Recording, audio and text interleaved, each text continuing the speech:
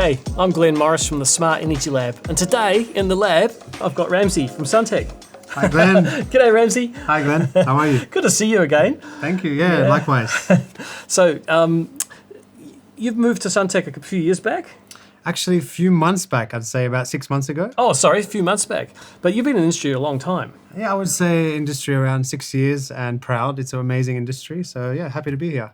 So that means you get to know, different aspects, everything from, shipping products to manufacturing, and with Suntech now it's all about PV.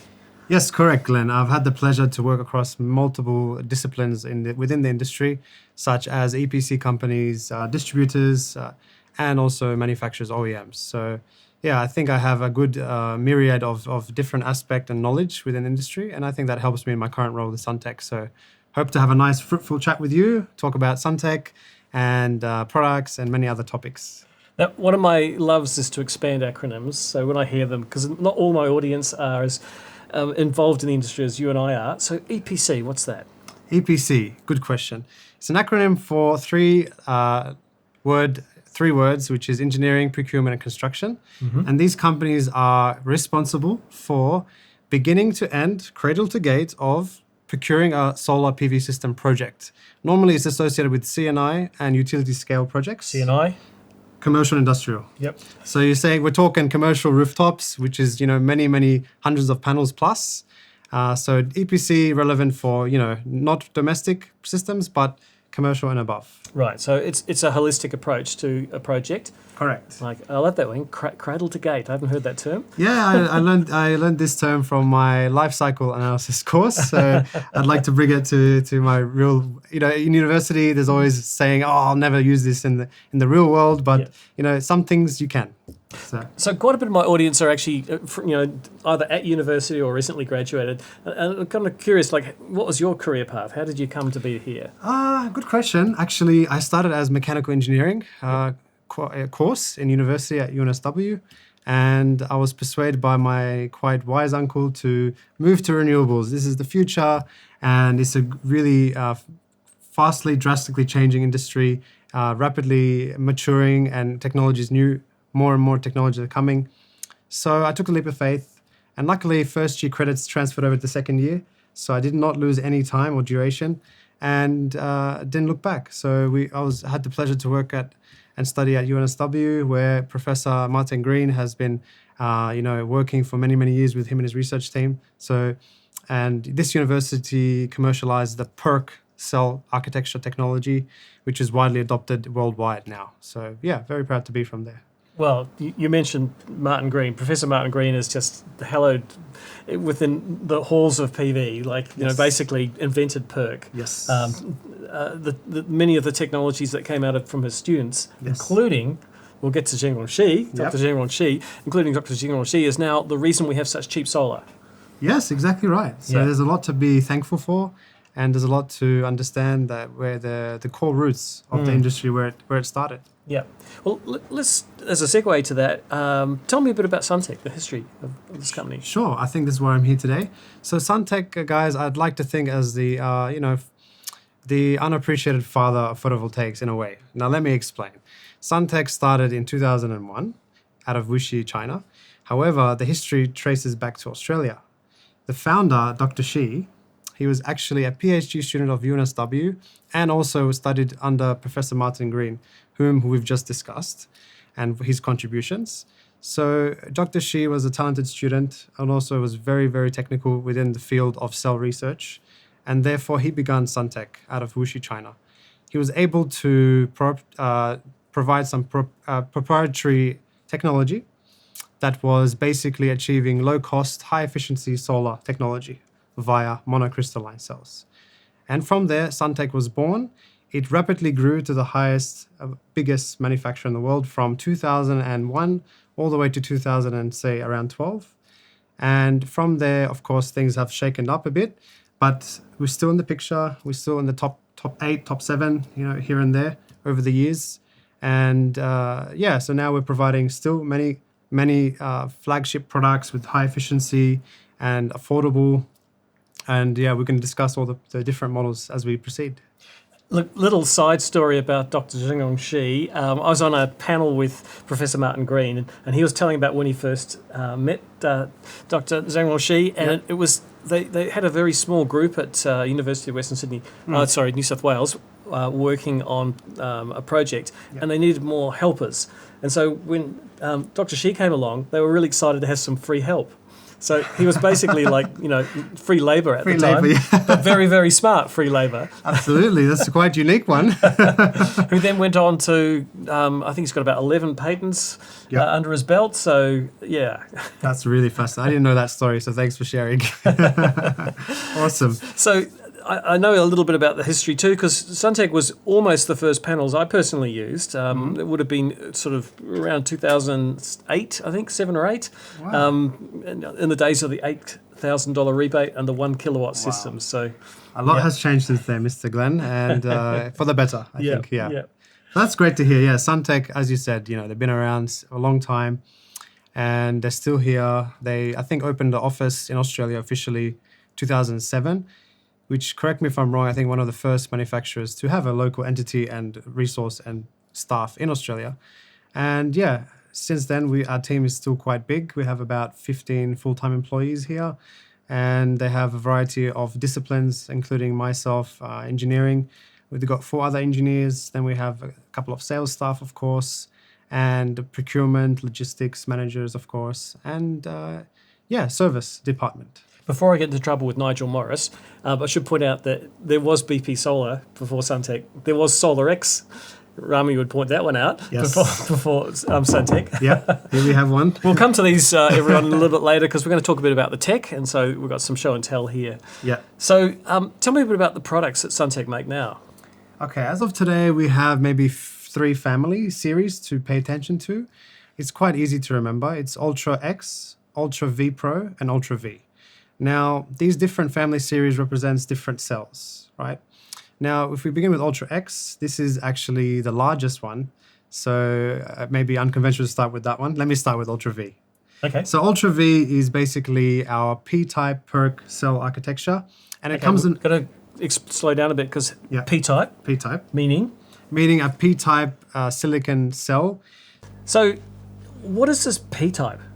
Good question. P-type, very simply, is positively charged carriers.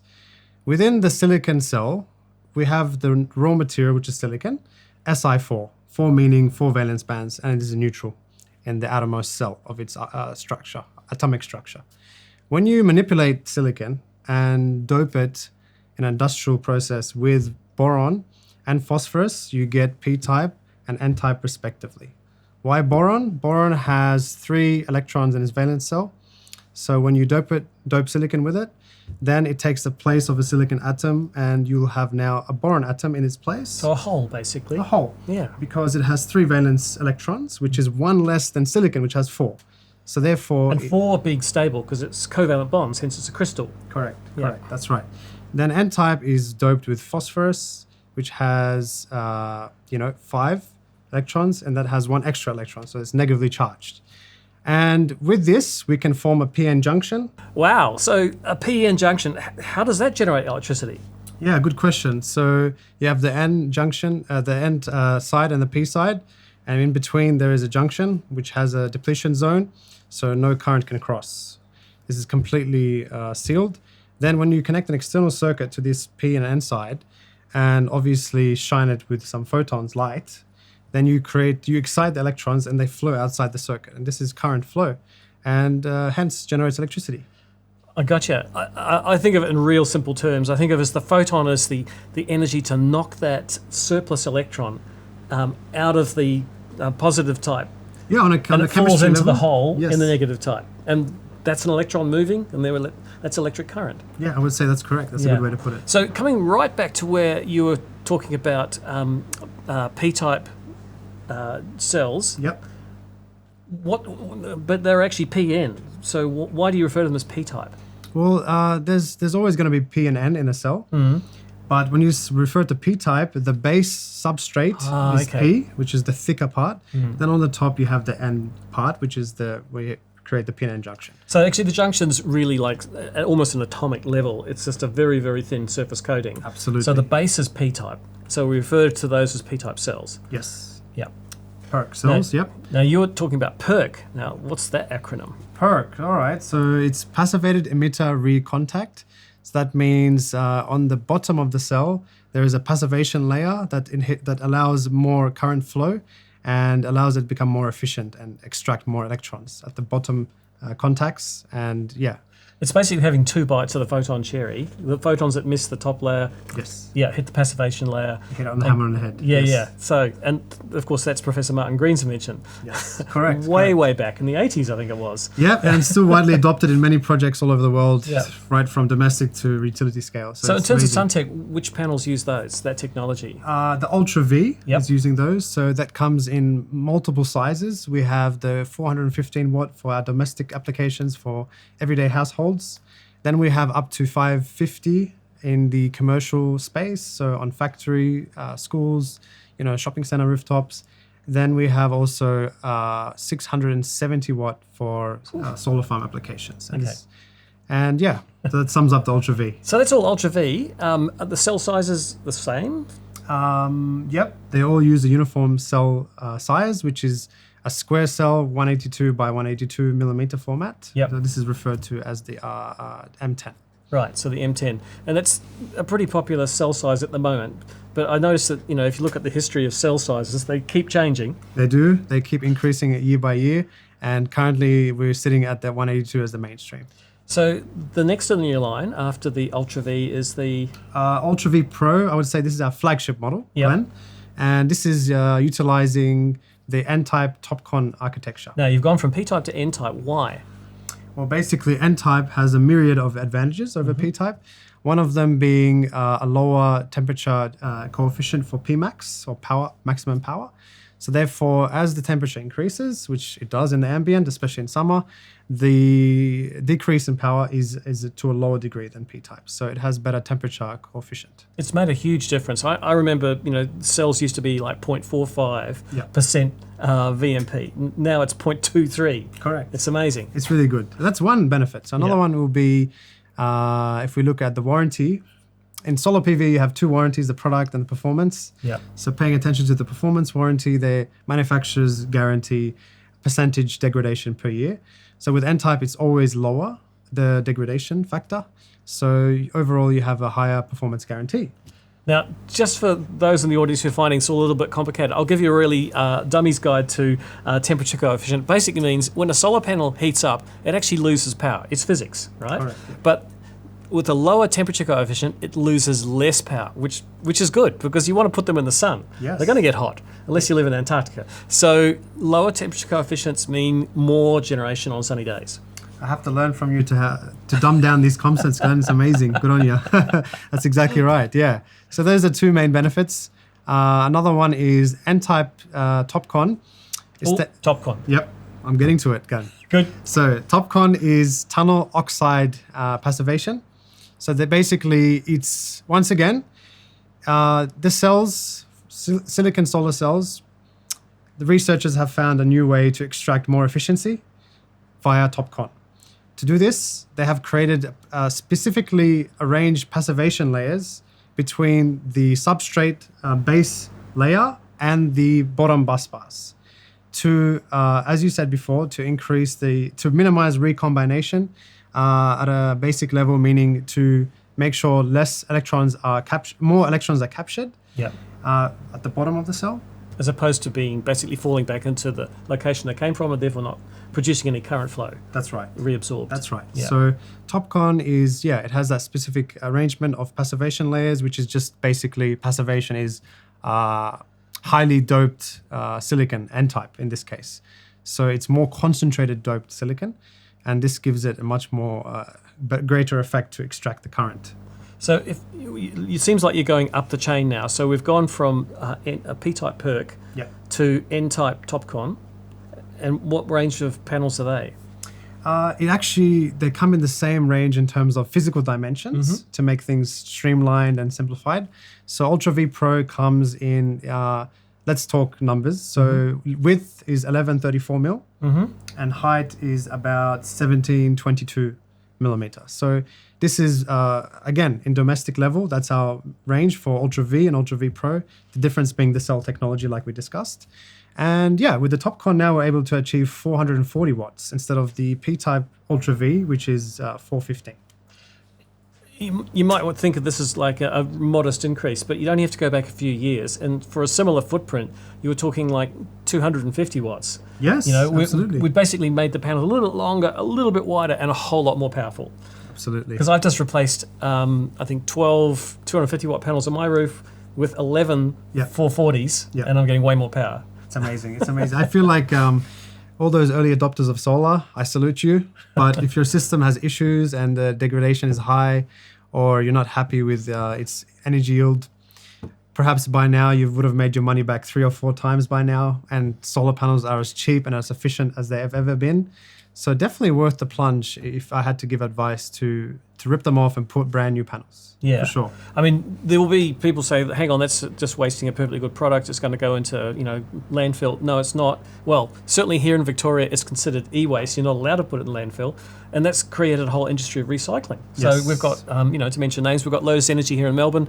I think it's about 50 cents a kilogram to recycle, and they actually turn it into other products. So it's not like crunched up and thrown away. It's crunched up in minerals, aluminium, glass, the outputs. No, that's a good point you mentioned about PV recycling. I think as manufacturers, all of us, not just Suntech, have a duty to the industry to try to take the front seat on putting implementations and programs in place to make sure that our products are able to be accounted for when they're at the end of life, or they're defective, and the defective models have to be accounted for and disposed of properly and recycled. So definitely I'm taking this feedback to HQ in Wuxi, China, and making sure that they will spend some time and resources on this. There is one other thing you can do in between recycling, it's reuse. Not necessarily as a solar panel, but it's glass and aluminium. They make excellent shed roofs and things that you don't need high levels of waterproofing. I mean, I've got a carport out here, which is just old panels. I saw. It's very nice. Yeah, there's multiple uses, tables, anything. Yeah. Or project or donations to, schools, projects, research, any of those entities. And there's now businesses setting up for Second Life in developing countries. So they're doing, testing the panels that they're still working, and then containerizing them and taking to developing countries as a very low cost solution because they don't have any government rebates like we do. Yes, we are blessed with those rebates, I must say. Correct. Yeah. So hang on, that's 2 ranges of panels. Is there a third? Yeah, there's a third one, and this is the final one. So this is called the Ultra X. Boy. Now the Ultra X. I think Elon Musk's got you there first. Right? He did. It's definitely a unique one, as Musk is. Ultra X. Okay. So the difference being it's completely different cell size. So we spoke about 182 square. Now we have the 210 for the Ultra X. Okay. So this one is the M12 wafer. Okay. And of course it's larger. So now we can achieve much higher power classes and still obviously large panel, but within reasonable dimensions. Right. So and those dimensions being, if you might ask, 1303 millimeter wide and about just below 2400 long. Okay. So that would be more your utility panels. No other use than utility. Yeah, yes. It's very big. I've got some here. It's a 2-person lift. Yep, it's true. It's true. It's a 2-person lift. They're just almost 40 kilograms for the bifacial model double glass. So it's a beast, but it must be handled with care and safety concerns. Now, you mentioned bifacial. Are all that range available in both mono and bifacial? Yes, Suntech is able to manufacture many different configurations of models. So white backsheet, black backsheet to achieve the all black look, double glass, single glass, and obviously black frame is the standard now. So black frame, but mainstream. Now, coming back to the black backsheet versus white backsheet, is there any performance change? To be honest with you, there is a decrease in efficiency delta by about, maybe 0.4, 0.5%. So the power class will reduce by about 5 watts. So if you have a 440 watt all white backsheet, maybe the equivalent all black will be 435, something like that. Yeah. But it's a worthy compromise for the lovely aesthetics and sleek looks you get from it. So it's up to you. It's on a domestic application where you have 20 panels on average. The performance difference is negligible. So that backsheet actually is reflecting some light internally within the cell. Is that why white is giving you a little bit more I would performance? say so, yes. So I think we can say at a high level, black backsheet increases the cell to module losses. Yeah. So CTM, cell to module losses. As you said, for that reason that white is able to capture more photons by its reflection, black just absorbs majority of it if it goes past the cell. Now, I'm going to dive into a rabbit hole here. People often say, with temperature coefficient being negative, meaning that as the panels heat up, they lose power, surely keeping them cool is going to make them more powerful. And then there's been all sorts of wacky ideas about having water cooling systems, and it costs more than a panel to do that. But I even had a company come to me saying, what about using emissive materials?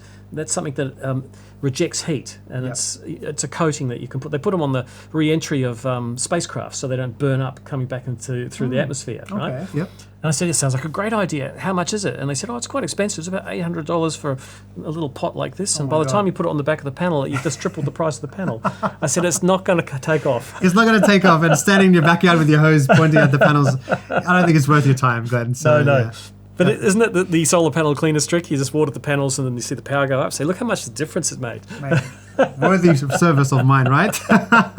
So we've covered a range of products. And so you've got something for residential. You've got I'm presuming that the P-type are cheaper. Yes, there's about a couple of cents per watt cheaper in the domestic level, and then utility maybe half a cent per watt. Because people often say, which one should I get? So if you've got them similar size, similar power, why would you choose one or the other? Is it going to be price? Is that the main difference? Price is a big driver. I'm not going to, be dishonest. It's definitely a big driver. However, the N-type comes with a myriad of advantages, like I mentioned, the better warranty performance for the power, linear degradation. The performance at high temperature is better, especially in hot climates in Queensland, and even New South Wales gets pretty hot, WA. It's beneficial, it will perform better. So whether that performance increase is worth your while, it's up to you, the consumer. But both are definitely, they're both good. So you can't go wrong. So you said linear degradation. So you're saying that P-type have a more rapid fall off early on? Correct. The gradient is more steeper, I would say. So for example, let's talk numbers again. Yep. So in the first year, you get about 0.6 or 7% fall in P nominal, or nominal power. Then every year after that, second year all the way to 25 years is about I'll correct myself. Sorry. In the first year, it's 2%. Yes. So it drops to 98. Yes. Then every year after that, it becomes 0.6% drop. This is P-type. For the P-type. And for the N-type, it's only 1% drop in the first year. And each subsequent year after that will be about 0.4. Right. So, yeah. Because people often ask how long do solar panels last? And there's lots of answers to that question. Lots of answers to that question. I guess you could say the warranty. Yep. That's one. That's one. And so what's the warranty on Suntech's? Throughout our domestic range, residential products, Ultra V Pro in that 54 cell format, which is what I just explained, the 415, 440, they are able to give you 25 years product and 25 years performance. 25-year product warranty. That's exceptional. It wasn't long ago, 10 years was the norm. Correct, Glenn. But I think a lot of our competitors are also being able to offer this. Wow. But to be honest with you, I think warranty obligations go beyond the numbers. Yep. I think you have to, as many wise, noble installers, retailers, and big companies come to understand that it's about the company themselves. Do they have the on the ground resources and service commitment to the customer? Are they able to meet the obligations of the service warranty? Are their turnaround times quick? All these factors are more important, because when it comes down to it, in the unfortunate scenario, the product has an issue or needs attending to, then the company who's the quickest, who is the most responsive, who listens to their customers, and able to offer them, warranty labor reimbursement for successful claims, which Suntech do, then they are the best option. So 25/25 is great, but also word of advice from my experiences to everyone else, it goes beyond that. Yeah, I mean, it's all very well if the company's still there. Suntech's been here 22 years. Yeah, that's a bit of a track record. Correct, 22 years. Yeah. But there's another answer to how long do panels last. I mean, we've got some pretty old panels here. This one would date probably to the 90s. It might have been when Rami Feder was leaving school and walked across the road to SolarX. I'm not sure when he started there, but I've got a panel not here. It's actually in my office. It's too good to put it out in the sun. It looks so great. It was made in 1984. It still works. Wow. Yeah. See, Yeah, that Thailand. proves. How many years is that, Glenn? Yeah, that's about 40 years. Wow. So well and truly beyond the 25 years, right? So Yeah. it's about how much you take care of them, how good is the product, the quality. Yeah, many I mean, factors. this one's been in the sun up until 2 years ago, and it hasn't yellowed, and that's amazing. That is So amazing. the yellowing is often because of poor quality EVA, the encapsulant. Yep. So they must have got it right early on. Soldering issues. Hand soldered these guys. Yeah. And the cells all bluish. There's no discoloring. So that definitely. So good Impressive. product, yeah. Well done, Rami, if you made that one. Good job, Rami. I love your stories. Keep them coming. Now, so, let's put your Suntech hat firmly on here. When someone comes to you and says, why should I use your panels? What's your point of difference? Good question, because you might be flooded with options in the market and all of them are able to offer similar specifications, right? So you have to look beyond that and see what is the point of difference. For Suntech, number one is we have an intrinsic culture of quality assurance. Number one important criteria for our business operations is quality assurance. So we have very, very stringent testing regime. First of all, to even get our IEC certificates, we do it with VDE Renewables, which is a German third-party testing laboratory, and they are one of the most comprehensive and strictest testing laboratories out there. So there is only one other manufacturer who's doing this. So for commercial purpose, I won't say, but that goes to show how VDE is no joke when it comes to quality testing.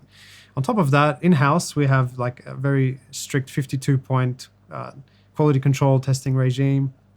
And I think our failure rates and our legacy and current customers know from their absence of service callouts the very low failure rate. So that's number one, quality and low failure rate. Secondly is, like we mentioned, a big team in Australia, and we have Australian roots. So this is a great story for consumers who are, trying to be conscious and support local businesses. Obviously, it's not a local business, but it has roots to Australia, which is kind of absent in the other manufacturers. So local presence, local story, support is the second one. Third one is, we are still able to provide the flagship products, which is leading in terms of efficiencies, warranties, and all these other specifications. Namely, we have up to 22.5% efficiency in our Ultra V Pro, and the warranties degradation rate also leading. So, you don't have to go for a premium product to get that specification. You can achieve it with our flagship model, for example. So I think in summary, these three are the main. I'm not going to go into more, but there is some more, but we can speak about this in episode 2. Well, I've got some Suntechs on the roof actually of a neighbour's house here, and they've been there for 10 years now, working fine. No hotspots, no solder joints failed. Good to hear. Yeah, and they're in a high wind environment, so they get a fair bit of whacking with the wind. So they're on tilt frames. Felt the breeze on the way here on the driveway, Glenn. Yeah. It's quite strong today. So we've got these props in front of us. Let's just talk a bit about the tech. Now, obviously, this is old panels. Why are they circular? Why are the wafers circular? Well, you have to look upstream to answer this question, I believe, Glenn. So how are solar cells made? The raw material is SiO2, silicon oxide. This is a resource dug out of the ground, and then they got to purify it, of course, for electronic use. We use silicon not only in solar panels, we use it amongst the electronic industry, solar chips, motherboards, etc. So first you have to obviously purify it to 99.9999%, whatever it is. And then from there you manufacture it into its form, which is an ingot, which I think you have here. Oh, yes. Here's a fake ingot. Yeah, fake ingot teacup, but nevertheless, But that's pretty much what it looks like. It does look like if this. Actually, you look at the size, that's a 5-inch cell. Oh, there you go. So perfect explanation. Actually 3-inch. But yeah. That's how small they used to be. Correct. So basically, this is sawn into little slabs, and those are the little slabs. It's quite amazing, right? So this one is manufactured in the facility. It is drawn by slowly drawing up a crystalline crystal. It's called the Swarovski process. I'm not sure if my pronunciation is right, but basically this is how it looks as it solidifies. And then they chop it up into very fine slices. I think 140 to 160 micrometer, which is maybe a fraction of a millimeter, 0.4, 0.6 millimeter, something like this. Right. So it's super thin, super... so they're circular because actually it's just a cross-section of a cylinder. correct. Yeah. So why didn't they make them square? Look, I mean, look, these are square.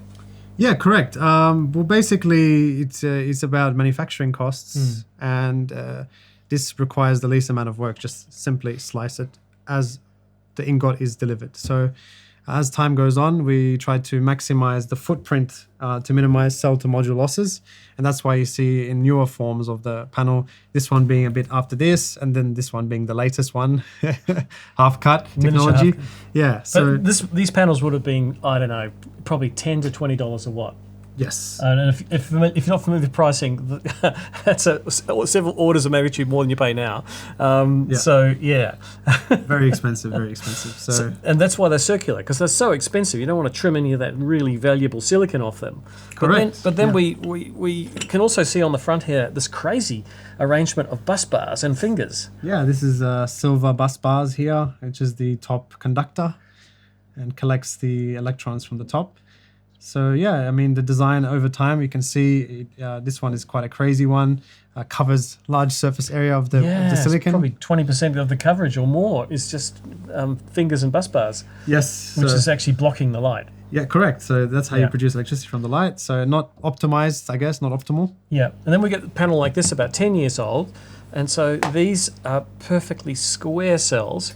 So I'm guessing these are polysilicon. They are. I think the easiest way to dictate that or to identify is the blue color, the blue arrangement. So yeah, it's able to reflect more of the blue side of the spectrum, and that's why it looks blue. So monosilicon starts like this, but polysilicon is an ingot that's cast. Yes. So you make it a nice rectangular ingot You can make it a makes nice perfectly rectangular cells. Yeah.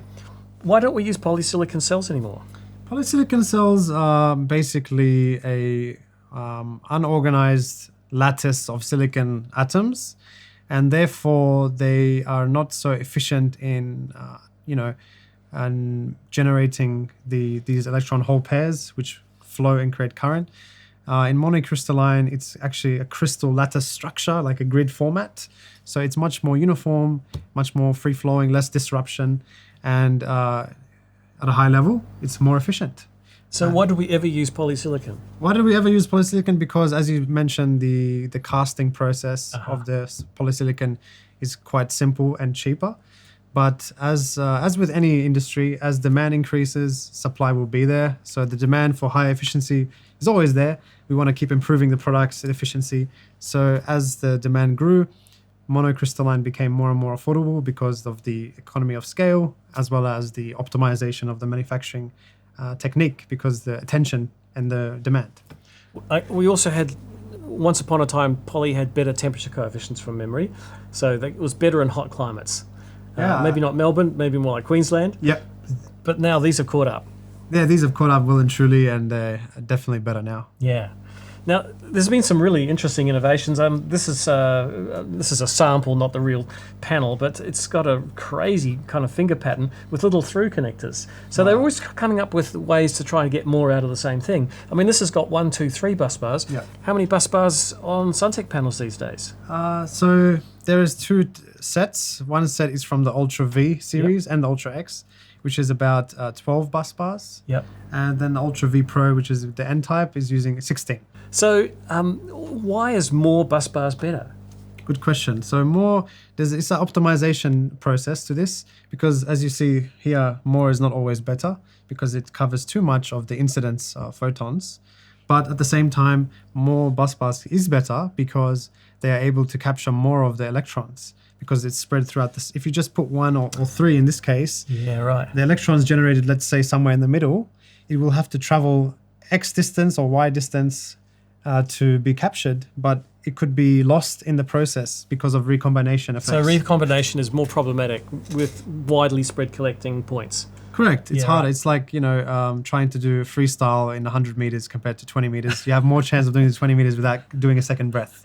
Maybe that's a nice analogy. I don't know. Something like that. All right. Now, we've got circular wafers or Yep. cells. We've got square ones. We've got Square. these ones with little curvy cut corners, which I think is the remnant of the outside of the circular wafer. Correct. Yep. Then we've got these half-cut cells. Now, this is a miniature version, of course. It's a full-size panel, but 1.7 meters roughly. Yep. Why has half-cut become just de rigueur? Everyone's using half-cut these days. Yeah, it's mainly due to we want to reduce the current. Mm-hmm.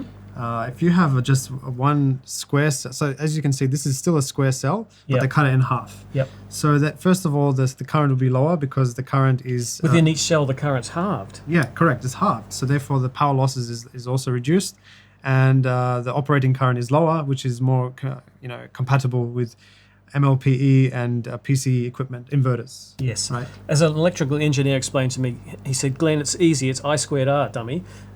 So the relationship between current and resistance is not linear. So Yep. if you reduce half the current, you significantly reduce the losses. Correct. That's Yeah. right. So because it's squared. So So that's kind of the miracle. It's a bit like taking, I don't know if you remember, matchboxes used to have strikers on both sides. Mhm. And then they realized they take the striker off one side, they save a whole lot of money, but it still works. correct.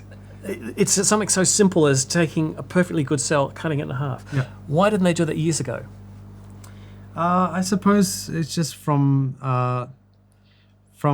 laboratory testing and experience over time, and I think you are not innovative until you're met with challenges. Right. So perhaps the challenges were the currents were too high. We wanted to find ways of reducing losses, like you mentioned. And another one is, quickly we can touch on, when you have half cut, we also are able to, have sub modules. So within the module, you have two arrays, you can say. Yes. And therefore, they are independent to each other. So we can if half the panel is shaded, the other half won't be affected because it has its own circuit. So effectively a built-in shade tolerance within a module. Basically, just using simple electronic fundamentals. Yeah. Yeah, Yeah. Oh, that's cool. yeah. So this is the latest mainstream product, half cut. Yep. Maybe we can speak quickly on about future technologies. I'm very interested in that. Tell me. Sure. So currently we're using half cut technology. Still, Let me guess. Quarter cut? close. We'll be moving slowly to rectangular cells. Now, rectangular cells basically means But those are rectangles. they are rectangles, but the actual original cell was still a square you mean- until it's cut in half. Oh, right. So they're made rectangular. Yeah, now they're going to manufacture from the polysilicon ingot, they're going to cut rectangular cells. Ah, so straight out of this, it gets cut into rectangles. Correct. And basically, with the rectangular cells, the effective total cell area is higher. And this is always going to be more efficient because you have less cell to module losses, because you have less, as you can see here, between each cell, there is always gaps. If you have less cells, you have less gaps. So if you have a rectangular cell which is bigger, you don't need as much cells. So that's the kind of principle behind that. Ah, so there's something like 96 cells or something in this. I'm just guessing. There'll This be one less is- cells, but they'll be bigger.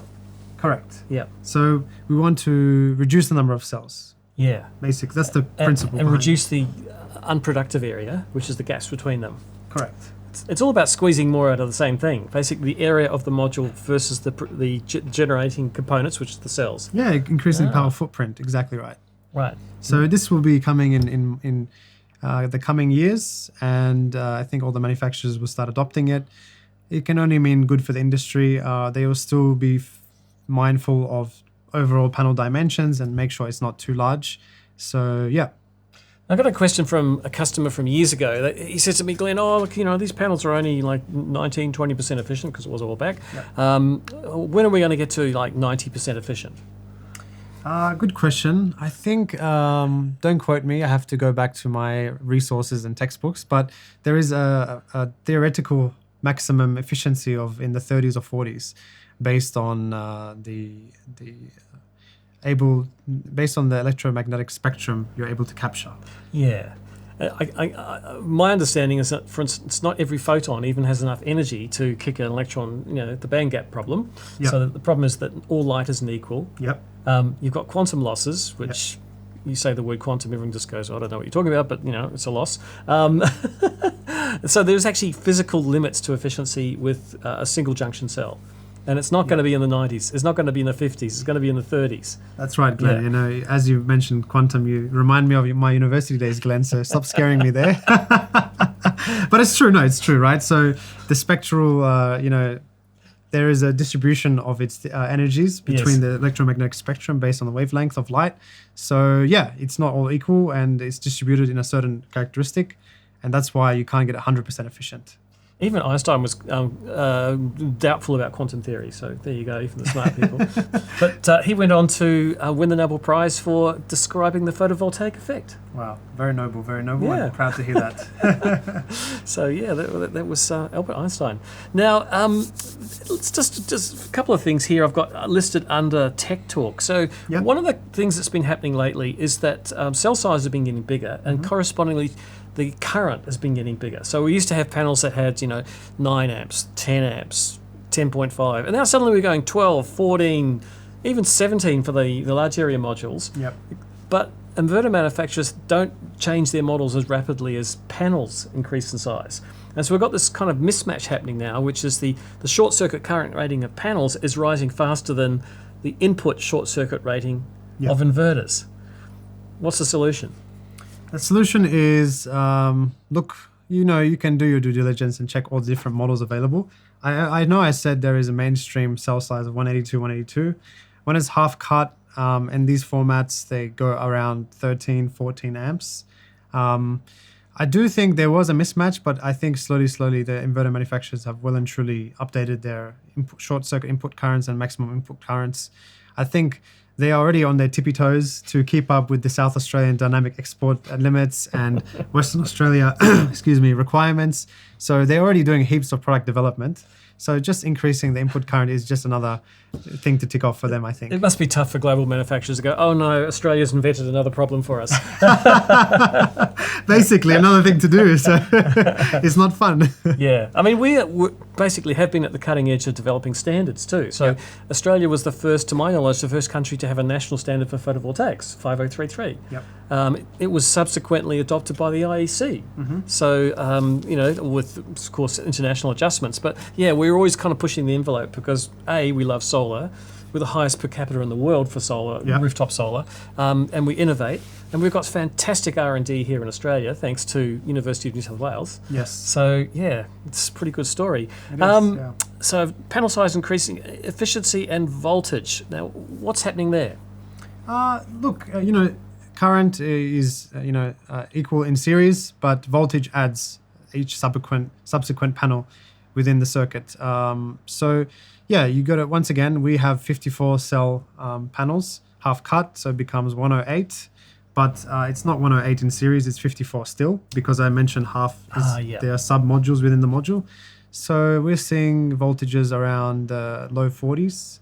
And within a string, we have the domestic standard of 600 volt anyway. So it's not really affecting your ability to maximize power per string. I got some good news there. We're going to 1,000 for domestic, don't you worry. We've already done it in 5033. Pretty sure we'll get it passed with 4777 part 1.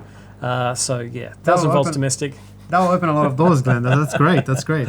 Good to hear. Watch this space. Cool. Yeah. I heard you're part of the committee who's generating and developing these. Yeah, but I can't say it's going to happen yet till it happens because it's got to go to public comment. But, it's already happened with, you could say off-grid, you can already do it because you're not connected to utility grid. But on-grid, 4777 part 1 comes into play and that limits you to 600 volts for domestic. Well, you heard it here, folks. Glenn giving you the intel and insights. Well, what have I got here? Clamp zones. Well, I have got a really good video coming out. I interviewed Ivan from Clenergy about clamp zones, and there is a lot to it. But tell me a bit about Suntech in terms of clamp zones. Do you have any modifications to the panels to increase that range? I think we don't have any kind of gimmicks to increase. You're calling struts gimmicks? No. I'm not making any comments here. I'm just being very broad. But basically, as Suntech, I mentioned earlier, they have very, very strict high quality standards. To demonstrate this, there has been a shift of frame thickness. So frame thickness is very important. This is, I think, one of the main criteria to ensure the strength of the panel. You need a thick frame. And over the years, naturally, they've become thinner across premium manufacturers and also entry-level manufacturers. They've all progressively decreased it for obvious reasons. But actually, most recently, they've gone from 35 millimeter to 30 from the panel manufacturers. And Suntech was pretty much the last one to say, okay, fine, we'll do it also. Because they spent a lot of time doing in-field and field testing to ensure this change of 5 mil decrease is going to be sufficient to uphold, the normal wind pressure standard, which is 5400, 2400 downward, upward lift, and just survive in the field with the real world forces. So, I mean, you picked this panel up. It's incredibly heavy. The glass is probably double the thickness of conventional glass. Now I don't need to go to the gym tonight, Glenn. It's quite the workout. And older panels had 50 mil frames, so then 45 became skinny. Wow, and now we're down to 30. I know it's really crazy, but they're still being able to optimize the strength in a way with the glass and the frame and the encapsulation and sealant to make sure it still complies with the IEC standard. Now, there's one other thing that used to come up a lot was microcracking of cells, but I believe it's less of a problem these days to do with the way that the cells are cut. They're getting thinner and thinner and becoming more flexible. Am I right? Well, look, microcracking can happen in many ways, Glenn, to be honest with you. From my experiences in working in warranty and service departments, you can't really prevent it if there's been some external influences. But in terms of just pure product perspective, obviously the more flexible the wafer is, the cell is, then definitely less prone to microcracks. So yeah, definitely, I would agree. Actually, come to think of it, I think James Sturch, when he was with Suntech, said they had a bunch of pictures of faults, and one was when someone carried the panels on their head.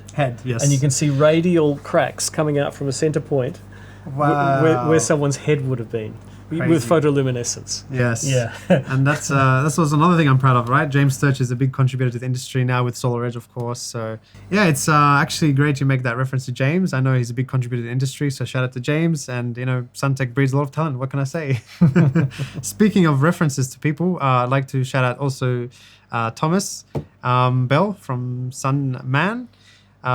He was the one who made it very clear to all of us at OSW when I was once there that no point loads, to your reference about the head on the panel, right? So point loads is extremely dangerous. Otherwise, you inhibit microcracks. Yes. Yeah. In fact, I've got a link to an interview with him just up here. So yeah. Check it out, guys. I've already done it. It's really good. The lightweight panels, also developed by Dr. Zhang Shi. That's correct. That's correct. He doesn't stop, does he?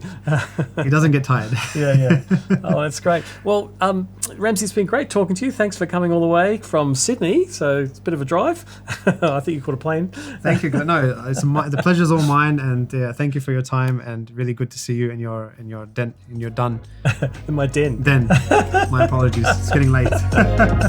All right. Okay, let's get to it. Thank you, Glenn. Take care. See ya.